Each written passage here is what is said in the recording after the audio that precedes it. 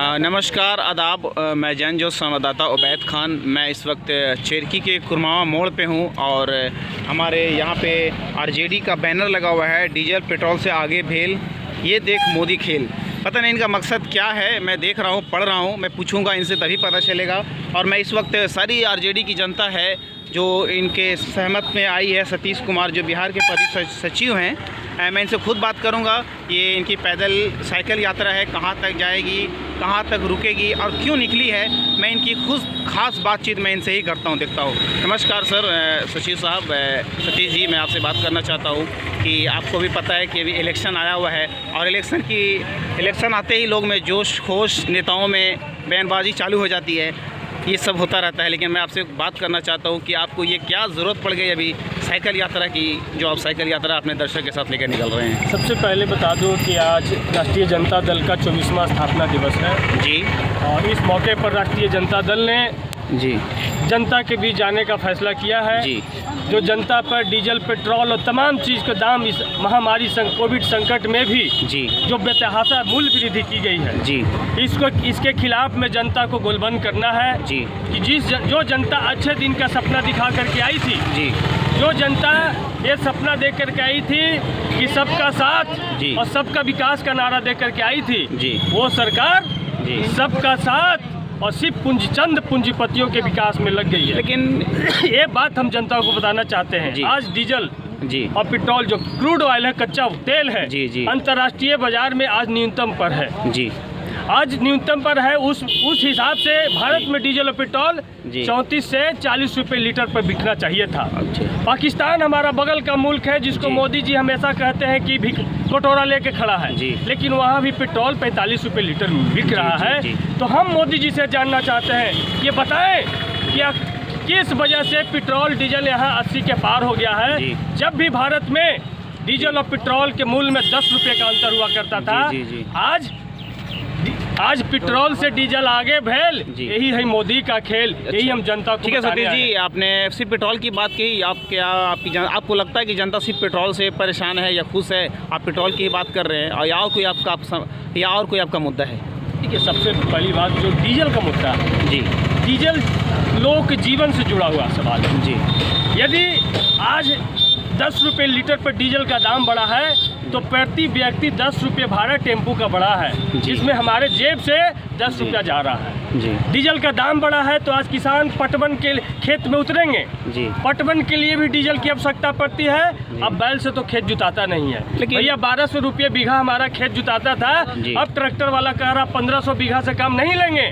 तो ये डकैती किसके जेब से होगी? लेकिन नीतीश सरकार और एनडीए सरकार जो गठबंधन है वो तो कह रही है कि हमने विकास किया है। कैसे हम माने कि विकास नहीं किया है? आप कैसे कहते हैं? कहते हैं सचमुच हुआ, अच्छा कहते हैं कि विकास हुआ है जी, और हम भी मानते हैं कि विकास हुआ है जी। लेकिन विकास अडानी का हुआ है, विकास अंबानी का हुआ है, विकास मोहल चक्सी का हुआ है जी, विकास उनके जो मालिया मित्र हैं उनके। लेकिन बिहार में एनडी और मालिया वालिया से तो ताल्लुक नहीं है। बिहार में आपका मुद्दा क्या है वो बताइए। मेन बिहार में मुद्दा है कि सबसे पहली बात कि बिहार में कोरोना जो संकट चल रहा है, कोरोना जांच का कोई प्रबंध नहीं है। लोगों को राम भरोसे मरने के लिए छोड़ दिया गया है। गया का डिप्टी मेयर कोरोना से पीड़ित है, उनके पूरे परिवार। बिहार विधानसभा के सभापति अवधेश नारायण सिंह जी कोरोना पूरा पॉजिटिव है। कोरोना की जहाँ बात है वो तो एक आपदा है, समझिए, इसे कह सकते हैं, उसको आप मुद्दा नहीं उठा सकते हैं। एक तो आपदा है, वो ठीक है, वो तो एक आपदा है।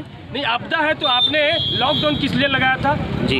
लॉकडाउन किस लिए जब लॉकडाउन लगाए जिसमें 600 कोरोना की संख्या। अच्छा ये बताइए कि आप 6 लाख पार कर गया कोरोना, तो आप लॉकडाउन उठा। ठीक है, आप साथी समझ, लेकिन आप नहीं, वो अभी जो नीतीश सरकार की एनडीए सरकार है बिहार में, आप क्या नया, आप किस मुद्दे पर बिहार चुनाव लड़ेंगे कि हम बिहार में ये करेंगे और वो करेंगे जो आपको वोट मिलेगा? ये बताइए।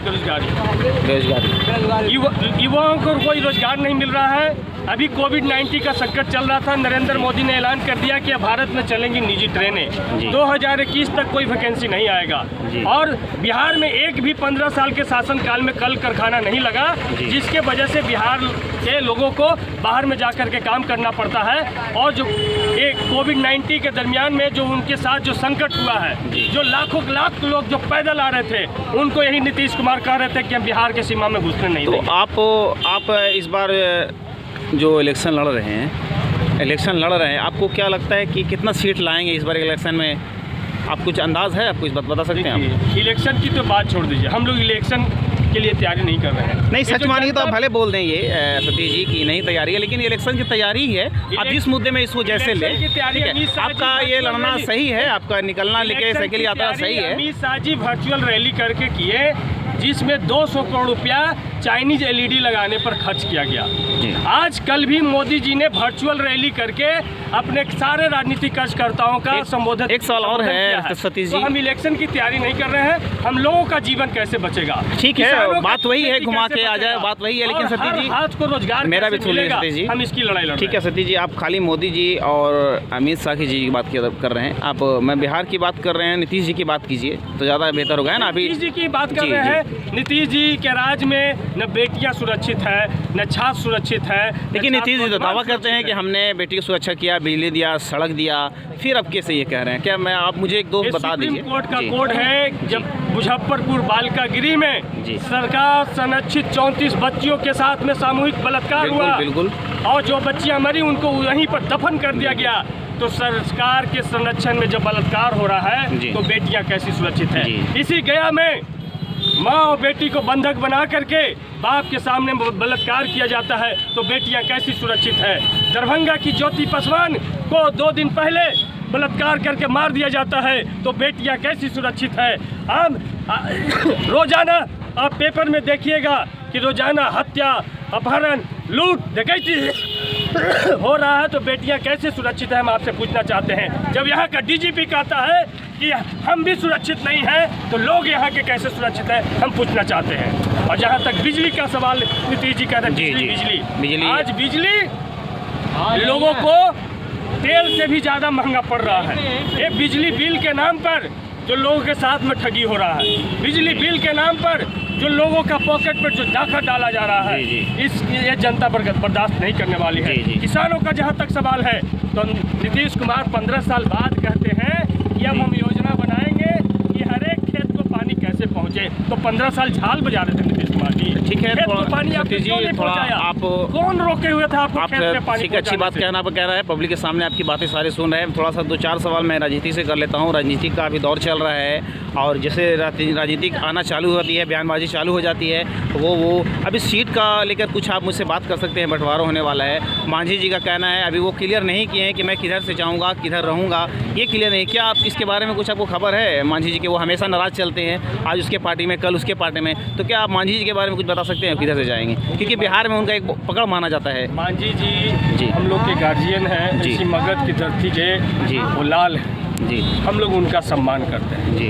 लेकिन जहाँ तक सीट का सवाल है, एक प्रदेश स्तर के जो लोग हैं, जो बड़े लोग हैं जी, जो हमारे पार्टी में जो राष्ट्रीय अध्यक्ष हुए, प्रदेश अध्यक्ष हुए, और जो हमारा कोऑर्डिनेशन कमेटी है, वो गठबंधन पर बात कर रही है जी। हम लोग जनता के सवाल पे बात करने के लिए सड़क पर उतरे हैं, और हम लोग सब लोग की जनता की इच्छा है कि मांझी जी को जिस तरीका से राष्ट्रीय जनता दल ने सम्मान दिया है, उनके बेटे संतोष मांझी जी को अपने कोटा से विधान परिषद। अच्छा, एक सवाल और है सतीश जी, 3 सीट लोकसभा में उनको देने का काम किया है। एक सवाल और हमारा, मांझी जी को यही सम्मान मिल सकता है, बाकी कहीं। अच्छा, दूसरा सवाल ये है सतीश जी कि लालू जी को नहीं रहने से आपको कितना असर पड़ रहा है, और जो तेजस्वी जी में कितना आपको फ़र्क दिख रहा है? दोनों में तो काफ़ी फ़र्क होगा। क्योंकि लालू जी बिहार के लाल हैं, गरीबों के लाल हैं, और लालू जी को साजिश के तहत जेल में बंद रखा गया जी। हम न्यायालय का सम्मान करते हैं जी, और न्यायालय पर टिप्पणी नहीं करते। लालू जी की खामियां पूरी कर रहे हैं तेजस्वी जी, आपको ऐसा लग रहा है कि किसी भी व्यक्ति का कोई जगह नहीं ले सकता जी, लेकिन तेजस्वी यादव जी बिहार के युवाओं का उम्मीद है। तेजस्वी यादव जी जिस तरीके से बिहार के लोगों का सवाल मजबूती से उठा रहे हैं, हमें उम्मीद है कि तेजस्वी यादव जी यकीनन बिहार के मुख्यमंत्री बनेंगे, और बिहार में जो बेरोजगारी की समस्या है, शिक्षा की समस्या है, लॉ एंड ऑर्डर की समस्या है, इन तमाम समस्या का समाधान करेंगे जी। सतीश जी, एक सुनने में ऐसा आया है, मैं कंफर्म नहीं कर सकता हूं कि आपको सुने कि अभी विधायक का टिकट मिलने वाला है, क्या ये सच है या आपको मालूम है इसके बारे में? मैं सुनी बात कर रहा हूं, कंफर्म नहीं है, शायद आपको भी मालूम हो या ना हो, मैं नहीं जानता हूं, लेकिन मैं सुनी की ही बात कर रहा हूँ। राष्ट्रीय जनता दल का मैं जिम्मेवार पदाधिकारी हूँ जी। राष्ट्रीय जनता दल हमें जो भी जिम्मेवारी देगी, हम उस जिम्मेवारी के लिए 24 घंटा तैयार हैं जी। राष्ट्रीय जनता दल हमें संघर्ष करने के लिए कहेगी, हम संघर्ष कर रहे हैं। राष्ट्रीय जनता दल यदि चुनाव लड़ने की बात हमको चुनाव के मैदान में उतारना चाहती है तो उसके लिए हम भी तैयार हैं, हमारी जनता भी तैयार है। आप आरजेडी में कब से जुड़े हैं? आपको मैं हमेशा देखता हूँ, छोटा प्रोग्राम करते हैं रोड पे, सड़क पे, जहाँ भी कहीं भी मैं देखता हूँ आपके दर्शक बहुत अच्छे हैं, मैं मानता हूँ। आप हमेशा साथ रहते हैं और हमेशा कुछ प्रोग्राम करते रहते हैं। आरजेडी से आपके कब से जुड़े हैं? हम आरजेडी में 2013 से जुड़े हैं, जब यूनिवर्सिटी का चुनाव हुआ था। यूनिवर्सिटी चुनाव से हम आरजेडी में जुड़े हैं और तब से लगातार आरजेडी के नीति सिद्धांत को लेकर के जनता के बीच में लगातार संघर्ष में हूँ और जन विरोधी नीति के खिलाफ में मुखर होकर के आवाज़ है। ठीक है, आपका कीमती वक्त देने के धन्यवाद। थोड़ा सा मैं दर्शक से बात कर लेता हूँ। आप सचिव जी के बारे में क्या कहना चाहते हैं? इन पर कितना आप भरोसा करते हैं? शायद ये नहीं बोल पा रहे हैं। आप कितना भरोसा करते हैं सतीश जी पे? क्योंकि साथ में चले हैं, आप कुछ तो उम्मीद लेकर चले होंगे ना। सतीश जी जो हैं ये पूरे आवाम से पूछ सकते हैं इस मगध की धरती पे कि मगध रत्न से सम्मानित है। इनका संघर्ष के आम जनमानस पूरे बढ़िया से जानता है। इनके संघर्ष के जो तौर तरीके हैं वो आज के जो लोग हैं अदर जगह पे भी अपनाया जा रहा है। ठीक है। आप इस बार किसकी सरकार बनने वाली है बिहार में? आपको क्या लग रहा है?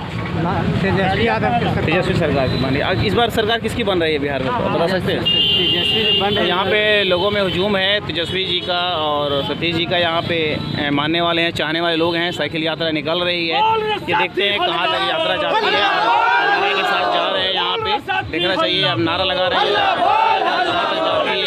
और नारे के साथ जा रही है। ठीक है, कीमती वक्त देने के लिए आपका धन्यवाद। नारे के साथ ये